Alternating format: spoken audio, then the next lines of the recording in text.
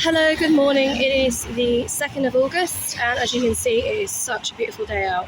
Now, I'm finding it really hard actually to video myself because of the sun, so this is going to be a quick video. Now, one of the main reasons why I still haven't moved house yet isn't just because obviously I'm what I call house blocked, but because as you can see, there's a bus stop there, and it is literally like 2 to 5 doors away from where I live, and it is one of the main reasons why I did pick this house to rent, because although we don't have a very good integrated transport system in the UK as much as I would like there to be,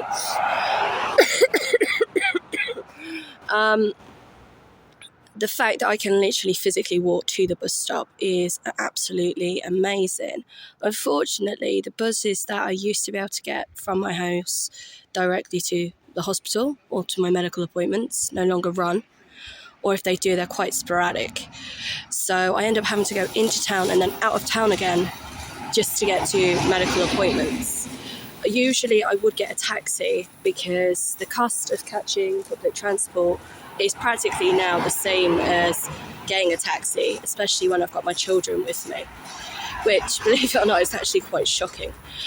But because I'm on my own today, I will go on the bus. But if my personal independent payments hadn't have stopped, then I would have got a taxi, because that is what I would have used that money for. It would have helped me to then not have to worry about having to catch 2 buses to the hospital and then 2 buses home again, and then a third one to go and pick my children up from their dad's house, because it can be quite mentally and physically exhausting for me to do that now, not to mention stressful.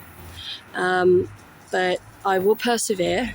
It's weird because I'm used to catch public transport all the time when I was younger, and it was the same with my friend. After 9/11, she never flew again. It took her something like 3 to 5 years to get back on a plane because she was so scared. And with myself, because of the trauma I've had to endure with people screaming at my children, shouting at my kids because my son's got autism, telling the bus driver to kick me off, telling them that people like me shouldn't be allowed to use public transport.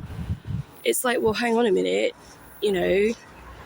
public transport is the word, public transport. And as long as the driver doesn't feel that there is an issue, then, I've even had drivers physically stop the bus and say, I'm really sorry, you need to get off. And then on other occasions, I've actually had the drivers turn around, stop the bus, turn off the ignition, and actually say to people, look, if you're not happy that this person is on this bus, then you get off. But I am not kicking this woman off with her children. So it swings and roundabouts. But as it is such a nice day, I would have loved to have walked. But I've literally woke up this morning, and because I've still got this cough, it's not as bad as it was, which is brilliant, but it's still tinkering. It's just here in my throat, just there. I feel it's probably better if I just catch the bus to be on the safe side. At least then there'll be a record as to where I've been. So enjoy the day.